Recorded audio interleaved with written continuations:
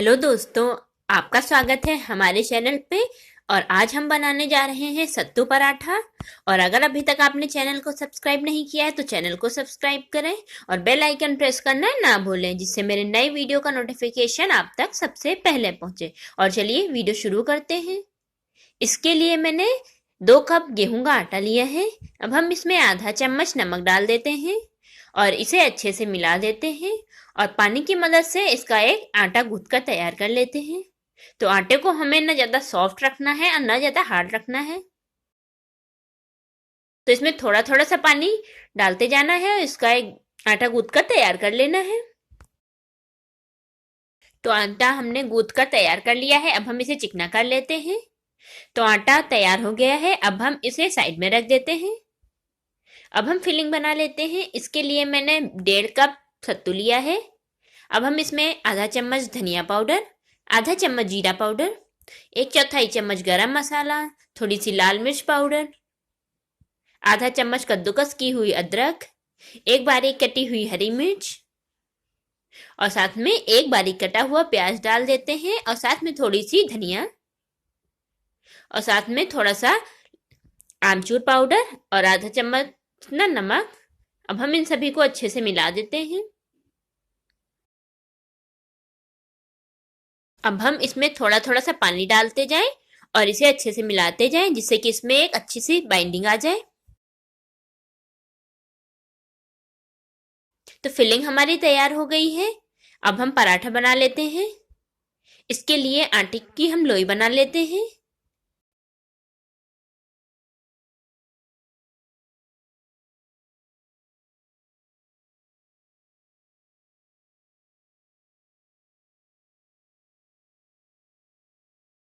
अब हम इसमें से एक लोई लेकर इसे चिकना कर लेते हैं और इसमें थोड़ा सा सूखा आटा लगाकर इसे हमें बेल लेना है।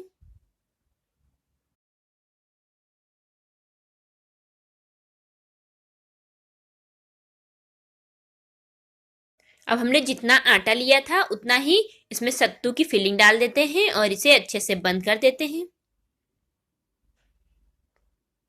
और जो इसमें ऊपर का जो आटा बचा है एक्स्ट्रा, उसे निकाल देते हैं और इसे फ्लैट कर देते हैं और साथ में इसमें थोड़ा सा आटा लगाकर और इसे भी बेल लेते हैं।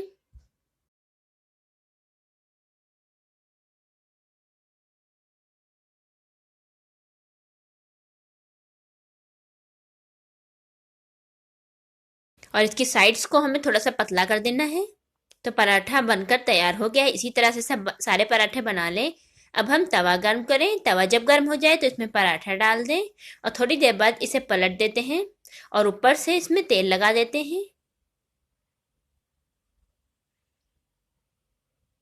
अब हम इसे दूसरे साइड से भी पलट कर इस साइड भी तेल लगा देते हैं और इसे अच्छे से दोनों साइड से पलटते हुए इसे सेंक लेना है। और साथ में इसकी साइड्स को हल्का सा प्रेस करते रहना है, जिससे कि साइड इसके अच्छे से पक जाए।